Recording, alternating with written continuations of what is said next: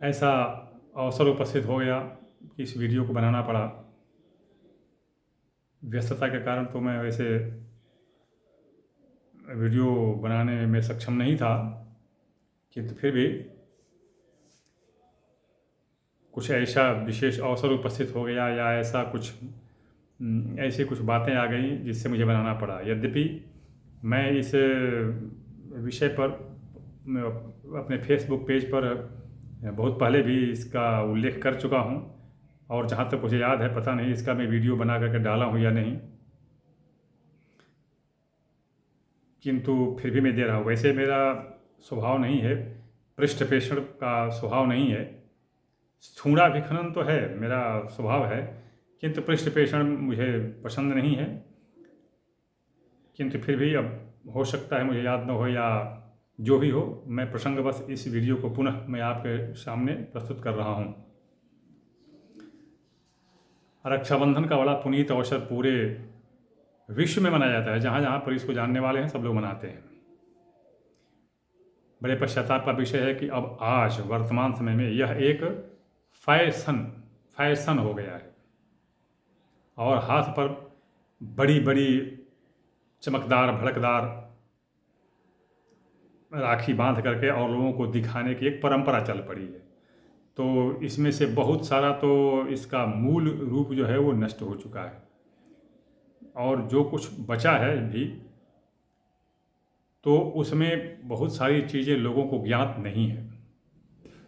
वैसे मैं बता दूं, मुझे जहाँ तक लग रहा है कि इस रक्षा सूत्र के बांधने के पीछे के मूल कारण को संभवतः कोई नहीं जानता। हो सकता है जानते भी हों, मैं ये बिल्कुल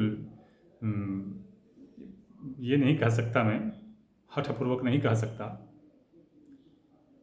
रक्षा सूत्र बांधने में, रक्षाबंधन के बारे में प्रधान कहावत जो चली आ रही है, येन बद्धो बलि राजा दानवेंद्रो महाबल तेन त्वाम प्रतिबन्नामि रक्षे मांग चल। ये कहते हैं कि लक्ष्मी, माता लक्ष्मी ने बलि को अपना भाई बना लिया था, कैसे उन्होंने राखी बांध दिया था, चल पड़ा।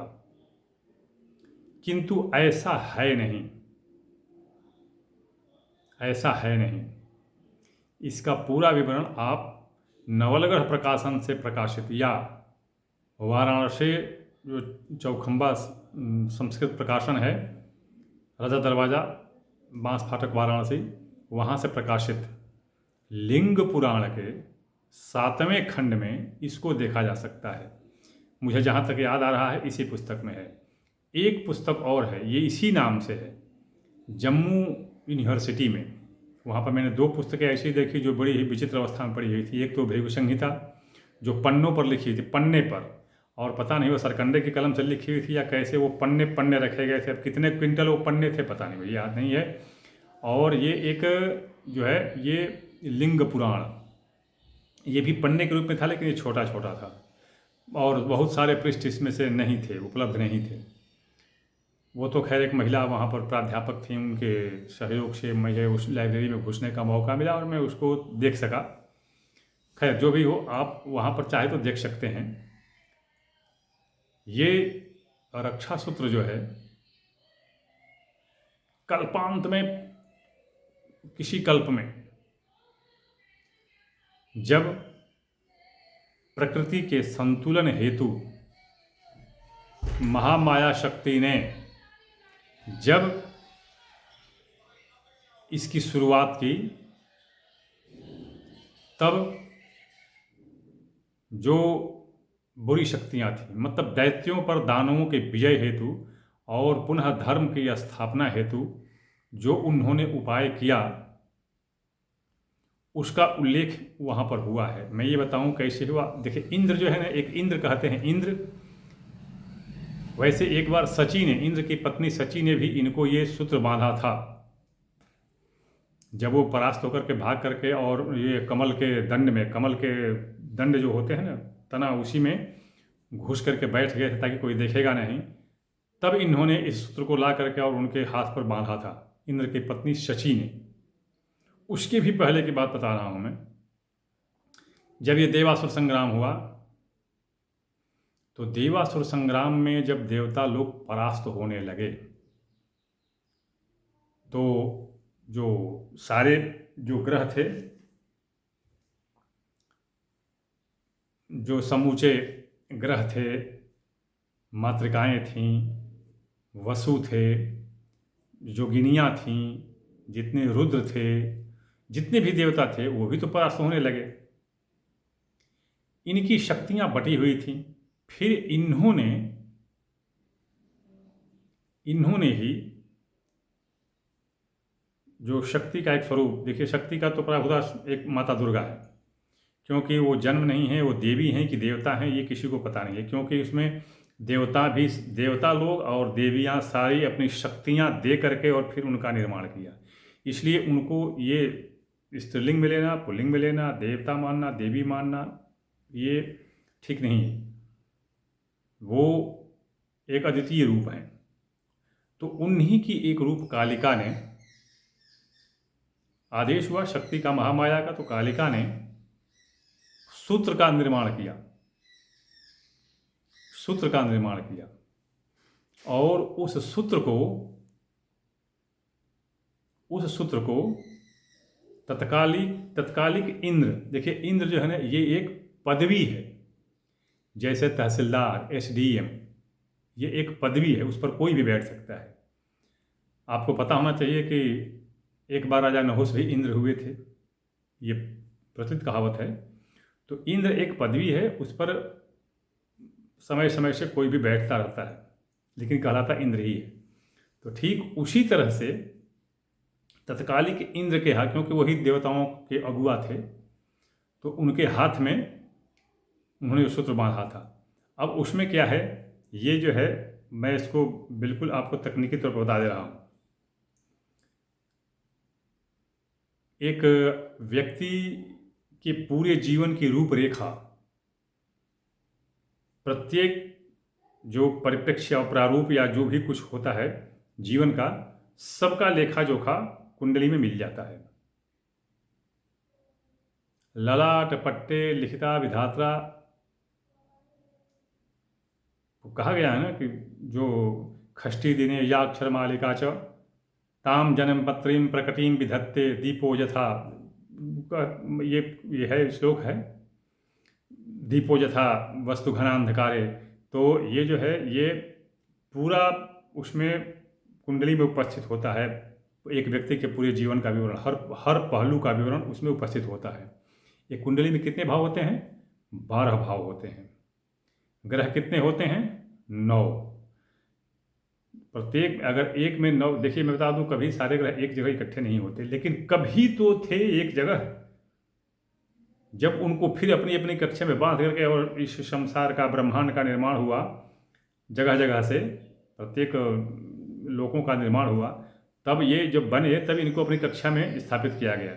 इसी तरह जब लय होता है तब सब इकट्ठा हो जाते हैं, फिर जब विलय, जब उनका जब होता है, अलग अलग विखंडीकरण होता है, तो फिर अपनी अपनी कक्षा में स्थापित हो जाते हैं।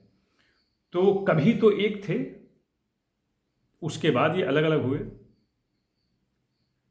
तो यह जो है,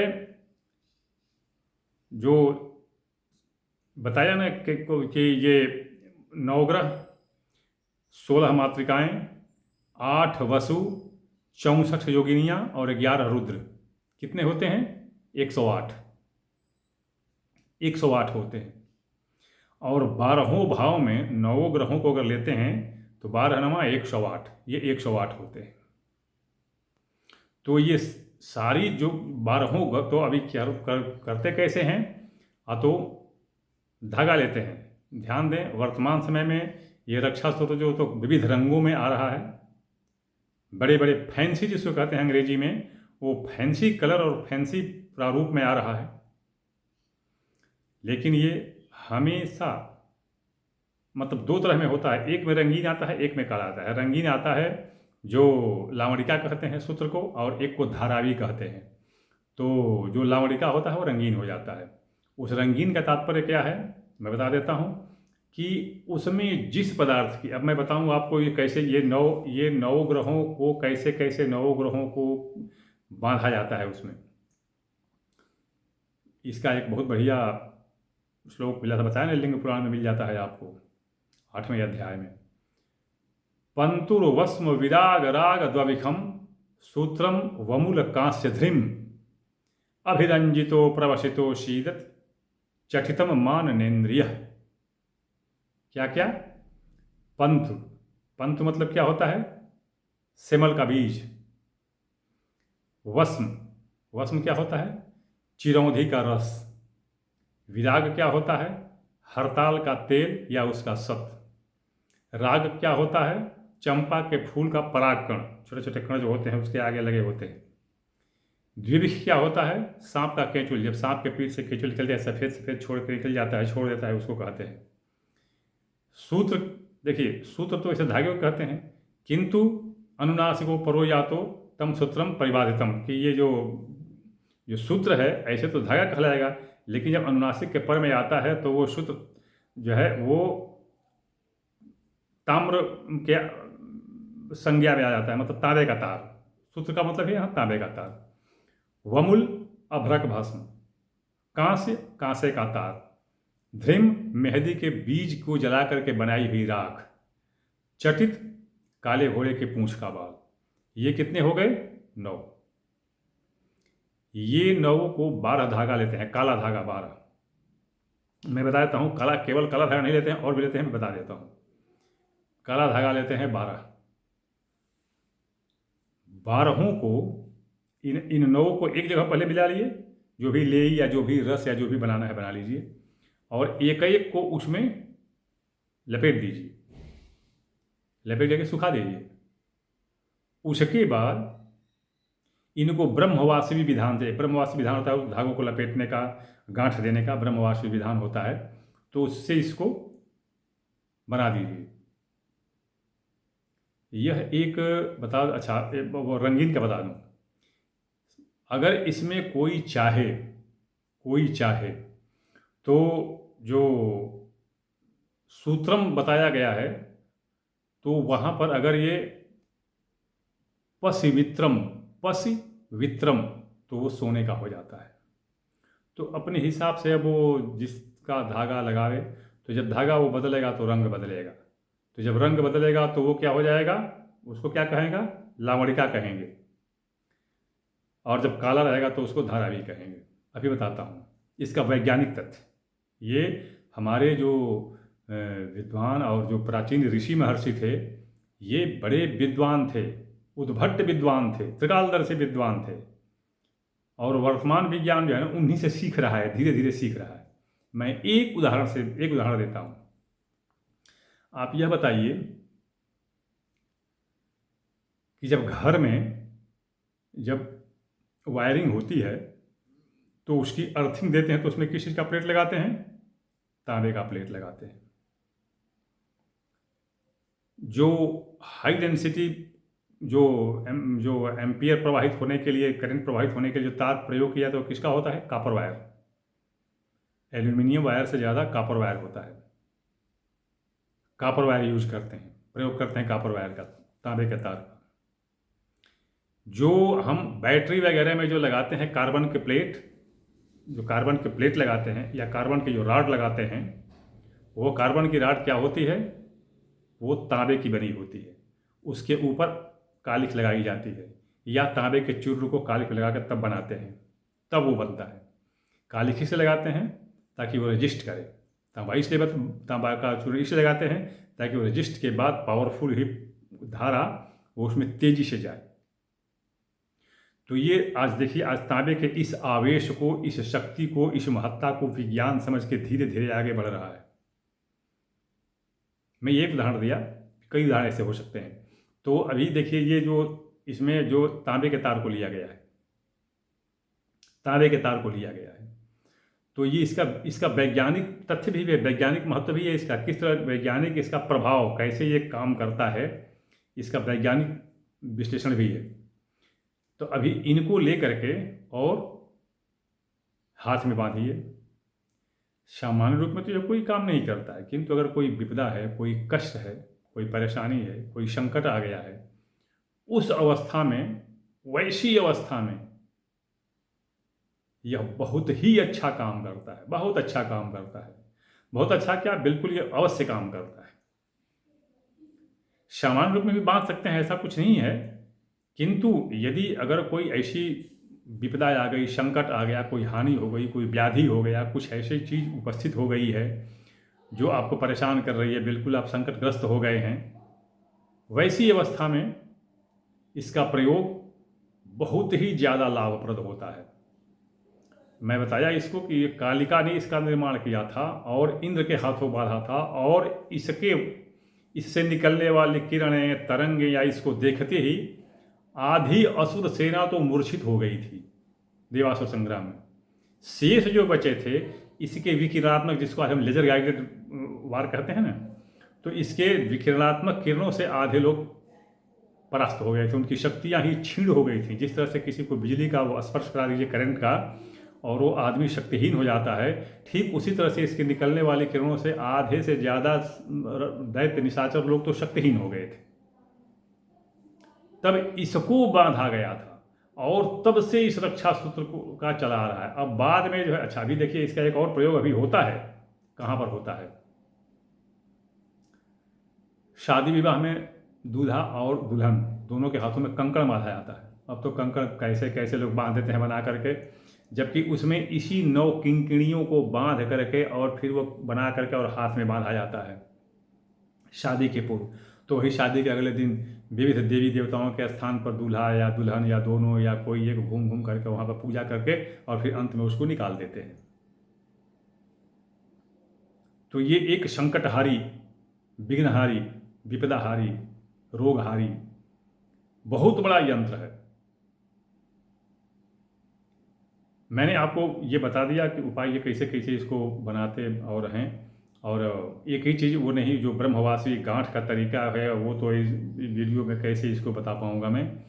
ब्रह्मवासी गांठ, जो गांठों की विविध पुस्तकें मिलती है, ग्रंथ मिलता है, या कोई सिद्धार्थ अभ्यास आचार्य होंगे, उनसे आप पता कर सकते हैं और आप बना सकते हैं। ये बहुत ही प्रभावी, अत्यंत सफल, तीव्र, बलशाली यह एक यंत्र है।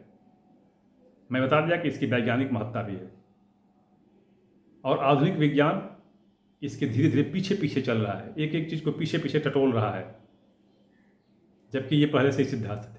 अब तो जो भी हो, मैं ये रक्षाबंधन कैसे बता दिया कि रक्षाबंधन तब से, अभी वर्तमान में क्या हो गया है, क्या तो नहीं बहन भाई को बांधेगी, क्या तो लक्ष्मी ने बलि को भाई बना करके बनाता है। भाई क्या बनाती? भाई नहीं बनाती तो क्या बनाती? लक्ष्मी अगर बलि को भाई नहीं बनाती तो क्या बनाती? तो जो भी मान के बांधा गया वो बांधा था उन्होंने। कहते हैं कि रानी कर्णावती या कौन थी, वो भी, उसने हुमायूं को भी बांधा था। ये तो एक लाक्षणिक परंपरा चल पड़ी, बांधते गए। फिर उसके बाद क्या होगा, तो नहीं ये भाई बहन, ये कोई भी व्यक्ति संकट आपदाग्रस्त होने पर वो बांध सकता है। यही रक्षा, और तभी से रक्षाबंधन ही चलता है, तभी से रक्षाबंधन ये चलता है। ध्यान दे, मैं बता दूं एक इसका और है कि ये बताए ना, 9 ग्रह, जब 9 ग्रह मालिका स्वरूप बनाते हैं अंतरिक्ष में, मतलब एक जगह नहीं रहते हैं, हर ग्रह एक एक राशि में रहते हैं अलग अलग। जब ये एक एक राशि में अलग अलग हों, तभी इसका निर्माण होता है, तभी इसका निर्माण होता है। तो इसको मालिका योग कहते हैं। जब मालिका योग बनता है तो ये बनता है, इसको बनाते हैं। मालिका योग बनता रहता है, ग्रह घूमते घूमते सब अलग अलग भी हो जाते हैं, तो बनता रहता है। तो तब इसको बना करके और धारण करते हैं। जैसा कि मैं प्रत्येक वीडियो में बताता हूँ, अपना व्हाट्सएप नंबर 9889649352। कृपया, हालांकि मैं बार बार इसको कहता हूँ, लेकिन कृपया इस पर तर्क वितर्क, शास्त्रार्थ या अपनी विद्वता मुझे न दिखाएं। आप विद्वान हैं, मेरे से बहुत बड़े विद्वान हैं, बिल्कुल सही है, आप रहें। माँ भवानी करे कि आपकी यही विद्वता निरंतर बढ़ती रहे, किंतु हमसे शास्त्रार्थ ना करें। मैं शास्त्री नहीं, आचार्य नहीं, स्वामी जी नहीं, मेरे पास कोई आश्रम नहीं, संगठन नहीं, कोई मठिया नहीं, कुछ नहीं, फौजी हूँ, बस अकेला अकेला हूँ। कुछ लोगों ने कहा कि आप एक गुरु बना लेते, अभी मैं गुरु नहीं बनाया, बहुत 12-14 साल हो गए। कुछ लोग कह रहे हैं कि कैसे कैसे, मुझे पता नहीं है क्या क्या बनता है, कैसे कैसे। ठीक है, देखता हूँ, अगर संभव हो सकता है तो बनाता हूँ, और क्या उसका है नियम कानून मुझे पता नहीं।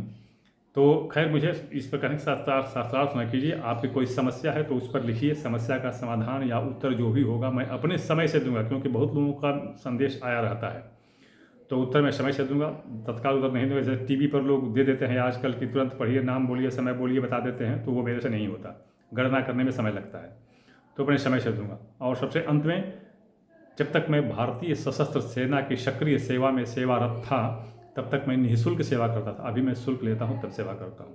और जहाँ तक मुझे देखने में आया है, बाकी पंडित लोगों से मेरा शुल्क ज़्यादा है, ज़्यादा ही नहीं बहुत ज़्यादा है। तो इसलिए जो सक्षम हो, जिनको आवश्यकता हो, जिनको रुचि हो, वही संपर्क करें, अन्यथा न करें। धन्यवाद। मैं अगले किसी प्रसंग के साथ अगले वीडियो में उपस्थित हो रहा हूँ।